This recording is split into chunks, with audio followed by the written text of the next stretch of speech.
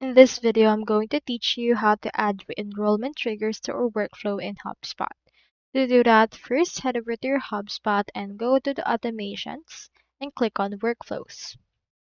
Once we're in here, just open the workflow that you want to edit. Let's head over and click onto this right here and edit this workflow. And from in there, you can see here right here the actual automation. Now you can click onto the settings right here onto the top left. And in here you can see this. So you can just scroll to the enrollment triggers if it's available to you. And once you see it, you just need to head over and add that particular trigger. Here we have this re-enroll.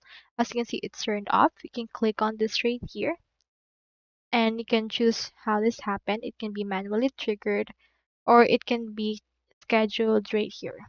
So head over and then add some criterias and make sure that this is best formatted. So that's all there is today. And if you have any questions, comment them down below. And if you haven't subscribed to HubSpot yet, make sure to use your affiliate links given in the video description. Thanks for watching and I will see you in my next video.